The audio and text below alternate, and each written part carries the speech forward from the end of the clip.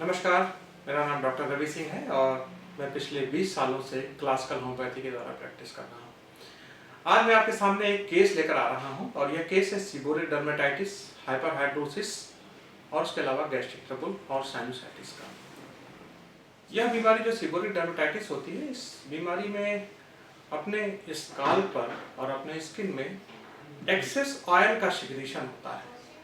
पहले शुरुआत में लोग समझते हैं या पेशेंट इसे समझते हैं कि केवल ये नॉर्मल डैंड्रफ है, और लेकिन ये डैंड्रफ आगे बढ़ते बढ़ते इसको इतना परेशान कर देती है रोगी को कि वो क्रस्ट के फॉर्म में या आयल के रूप में जमा होने लगता है। जब वो खुजलाता है तो उसके नाखून में मैल आने लगती है, ये पहली पहचान होती है। सीबोरिया एक टर्म है और जब उसमें इन्फ्लेमेशन हो जाता है तब उसको डर्मेटाइटिस कहते हैं। सीबोरिक डर्मेटाइटिस इस बीमारी का नाम है, जहाँ पर नोज के कॉर्नर में, कान में, दाढ़ी में एक डैंड्रफ या क्रस्ट के फॉर्म में इरप्शन आते हैं।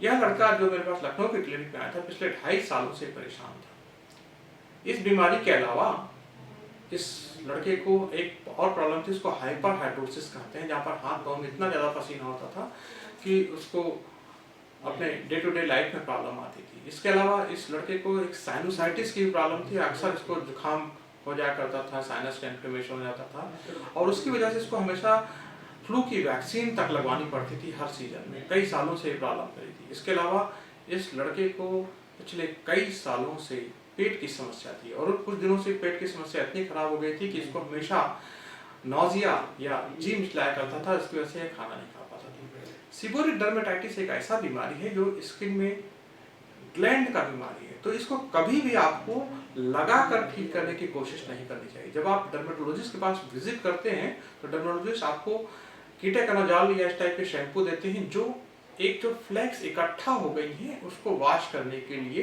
काम आता है। मैं अपने पेशेंट्स को एडवाइस करता हूं कि आप मेडिकेटेड शैम्पू के बजाय नॉन मेडिकेटेड शैम्पू का इस्तेमाल करें और उसी से ये बीमारी ठीक होगा। साथ में अगर होम्योपैथी का इलाज चलेगा तो ही बीमारी ठीक होगी, क्योंकि प्रॉब्लम यहाँ पर डिपोजिशन की को साफ करने की नहीं है। हमेशा डिपोजिशन जो हो रहा है, जो सिक्रीशन हो रहा है, उसको रोकना है और उसको आप तभी रोक सकते हैं जब आप इंटरनल मेडिकेशन का इस्तेमाल करें, और वो भी होम्योपैथिक इंटरनल मेडिकेशन का। मैं अपने क्लिनिक में सभी रोगियों का इलाज बाल द्वारा होम्योपैथिक चिकित्सा पद्धति द्वारा करता हूँ, जहाँ पर रोगी के चुनी हुई औषधि का एक शीशी में बाल लिया जाता है, उसके बाद इसमें रोगी का एक बाल लगा दिया जाता है। इस लड़के को भी मैंने वैसे ही ठीक किया। मात्र 6 महीने के उपचार में देखिए किस तरह से यह निरोग हो गया। मैं अपने वीडियोस में दवा का नाम इसलिए नहीं बताता हूं क्योंकि हर रोगी की दवा अलग होती है और उसके लक्षणों के अनुसार चुनी जाती है। इस सीबोरिक डर्मेटाइटिस के रोगी को मैंने साइलेशिया से ठीक किया, एक दूसरा रोगी जिसको मैंने कैलकेरिया कार्प से ठीक किया और एक तीसरा रोगी है जिसको मैंने नेट्रोम्यूर से ठीक किया। अब यदि मैं साइलेशिया का नाम आपको बता दूं तो आप स्वयं इस दवा को लेने लगेंगे बिना मेडिसिन का इंडिविजुअलिटी कंसीडर किए और वो आपके लिए नुकसानदायक होगी। इसलिए कभी भी किसी के कहे के अनुसार केवल दवा न ले। जब तक आपका रोग डॉक्टर देखे ना, होम्योपैथिक चिकित्सा से सलाह न ले, तब तक आप कभी भी दवा के रूप में कुछ भी शरीर के अंदर ना लें। प्रॉब्लम है स्पेशली ये फ्रंट से दोनों साइड ग्रोथ बहुत कम है और डैंड्रफ ऐसी कि मतलब चिपक जाती है, मतलब खुरच के मुझे निकालना पड़ता है, जबकि मैं रेगुलरली हेड वॉश करता हूँ, प्रॉपर केयर देता हूँ। अभी तो सर यहाँ भी डैंड्रफ आता है? नहीं, इससे पहले सर नाक में, कान में कभी नहीं। इससे पहले कहाँ दिखा रहे थे? डॉक्टर आरएल साहब को दिखा रहे थे। हाँ, क्या बताया उन्होंने? उन्होंने बताया था फ्रंटल एलोपेशिया है। लेकिन आपका डैंड्रफ की प्रॉब्लम आपने उनको बताई थी? जी मैंने बताई थी। उसके बारे में क्या बोला है? उन्होंने शैम्पू दिया था मुझे यूज करने के लिए। कीटोकैनाजोल के शैम्पू हैं जो। हाँ, निंजा करके कुछ था। नाम नहीं याद। निंजा करके कुछ था। बट उससे मुझे कोई उतना वो नहीं हुआ। ठीक है। और क्या दिक्कत? और सर ग्रोथ मतलब अभी मैंने बाल छिलाए थे, मुझे ऑलमोस्ट 3.5 महीने हो गए, पर ग्रोथ ऐसी नहीं है, मतलब बहुत धीरे धीरे हो इसमें सिर में इचिंग भी होती है, खुजली भी होती है? जी। इससे पहले मुझे कभी आईब्रोज पे भी आता है नहीं, डैंड्रफ? आईब्रोज पे नहीं आई मुझे, मतलब इचिंग ऐसी होती है कि मैं अगर जैसे मतलब हल्के से दाने महसूस होते हैं मुझे कभी कभी जो आप करते होंगे, खुजलाते होंगे तो नाखूनों में आ जाता होगा। जी जी जी, और मुझे पानी जैसा फील होता है। बिल्कुल। ये आपकी प्रॉब्लम सिंपल डैंड्रफ नहीं है, इस प्रॉब्लम को कहते हैं सीबोरिक डर्मेटाइटिस या सीबोरिया। स्काल्प में अपने जो ग्लैंड होती हैं आयल ग्लैंड वो सीबम का सिक्रेशन ज़्यादा करती हैं, आयल का सिक्रेशन ज़्यादा करती है, उसी की वजह से इसको सीबोरिया कहते हैं। ठीक है, ये प्रॉब्लम ठीक हो जाती है होम्योपैथी से। ठीक है, पेट का क्या क्या समस्या है? मुझे मुझे कॉन्स्टिपेशन जैसा तो कुछ नहीं है, बस मुझे ये है कि गैस की प्रॉब्लम हो जाती है। ये कब से प्रॉब्लम आपको? मतलब टाइम तो हो गया, काफ़ी टाइम हो गया मुझे। और पापा सर पापा को मतलब प्रॉब्लम है, तो उस वजह से हम दोनों को भी मतलब ये प्रॉब्लम बचपन से ही ऑलमोस्ट।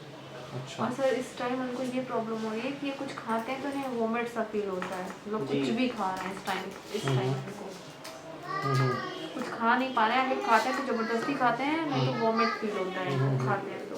हम्म और और कोई प्रॉब्लम? पेट में वोमिटिंग वोमिटिंग फील होता है, जी। पेट पे कॉन्स्टिपेशन रहता है, गैस रहता है, जी। और और तो बाकी तो एलर्जीज वगैरह नाक की कुछ बस। क्या एलर्जीज क्या होती है सर नाक इनको में? टॉन्सिल्स हो गए हैं गले में। टॉन्सिल्स कब से हो गया ये? सर इनको कोविड हो गया था, हम्म तब से। कोविड कब हुआ था? और सर यही अक्टूबर सितंबर में हुआ था, अक्टूबर में मतलब नेगेटिव हो। और उसके अलावा वैसे आपको जनरल जुकाम खाम का प्रॉब्लम तो नहीं बना रहता सर है? परमानेंट परमानेंट वो बना नाक की रहता है? एलर्जी है मुझे उसकी, डस्ट धूल ठंड से, इन सब चीज़ों से। क्या छींकें आने लगती जी हैं? कंटिन्यूअसली। अभी तो मुझे मतलब थोड़ा आराम है, कुछ साल पहले तो ऑलमोस्ट हर दिन मुझे जुकाम रहता सर है। इनको वैक्सीन जब लग जाती है फ्लू की, तो इन्हें सही मतलब तब नहीं आती है इन्हें। फ्लू की वैक्सीन लगवाते हैं? वैक्सीन फ्लू नाम से आती है जो सर, हम्म तो वो हम छुड़ा देंगे इसको। खांसी भी आती है क्या? नहीं, खांसी की प्रॉब्लम मुझे आज तक नहीं है। अच्छा, और और कोई प्रॉब्लम? नहीं, और तो कोई प्रॉब्लम नहीं ठीक है, पुरानी है आपकी? है। बचपन से ही है। हथेली में और तले में दोनों पसीन था, जाड़े में भी? जी। लिखते होते समय कागज वगैरह गीला हो जाता है? जी जी। ठीक है, चलिए ठीक कर देंगे। बताइए कैसे हैं आप? Good afternoon sir. हाँ, कैसे हैं आप? जी बिल्कुल बढ़िया। आपको मेरे ट्रीटमेंट से आपकी जो सिबोरे डर्मेटाइटिस की प्रॉब्लम थी उसमें क्या फायदा हुआ? सर बहुत ज़्यादा ही आया, मतलब जब मैंने ट्रीटमेंट स्टार्ट किया था तो मुझे अपनी पूरी स्कैल्प में ही मतलब डैंड्रफ के वो पैचेस, रफ पैचेस रहते थे, मतलब कि मतलब इतने ज़्यादा वो थे, स्टिकी थे कि उन पूरे नेल्स में भर जाते थे मेरे। बट ट्रीटमेंट स्टार्ट होने के बाद मतलब एक्सपीरियंस बिल्कुल ही अलग था, मतलब it was like a miracle कि डैंड्रफ तो बिल्कुल ही खत्म हो गई, हेयर फॉल भी बहुत कम हो गया मेरा। और अब मैं अपने स्कैल्प जब टच करता हूँ तो आई कैन फील कि डैंड्रफ मतलब बहुत रेयरली मुझे मिलता है, वरना डैंड्रफ के पैचेस बिल्कुल ही कम हो गए हैं, मतलब कुछ ही पैचेस बचे होंगे। जी। वरना पूरे हेड में मेरे डैंड्रफ ही डैंड्रफ रहता था, पूरे नेल्स भर जाते थे। कितनी साल पुरानी प्रॉब्लम थी आपकी डैंड्रफ की? ये मेरी 2 साल पुरानी प्रॉब्लम थी। अच्छा, आपको एक बचपन से आपने बताया था आपको पेट की समस्या रहती थी, उसमें क्या फर्क पड़ा आपको? जी। जी गैस्ट्रिक प्रॉब्लम में भी बहुत मुझे रिलीफ मिला। और पहले मुझे काफ़ी कॉन्स्टिपेशन वगैरह की प्रॉब्लम रहती थी। जब से ट्रीटमेंट स्टार्ट हुआ कॉन्स्टिपेशन वगैरह बिल्कुल ही नहीं है होता। और मुझे अभी कुछ महीनों से ही मतलब नौजिया की प्रॉब्लम हो गई थी खाना खाते वक़्त। मतलब जब भी मैं खाना खाता था मुझे नौजिया फ़ील होता था, बट ट्रीटमेंट के बाद नौजिया बिल्कुल खत्म हो गया।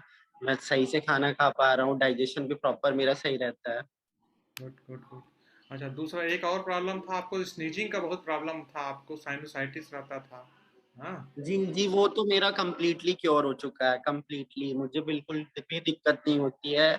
जो मेरी राइनाइटिस की प्रॉब्लम थी, स्नीजिंग वगैरह, वो बिल्कुल ही कंप्लीटली क्योर हो चुकी है मेरी। आपने बताया था अब फ्लू की बिल्कुल भी वैक्सीन प्रॉब्लम। आप लेते थे, उससे आराम मिलता था आपको? जी, जी, जी।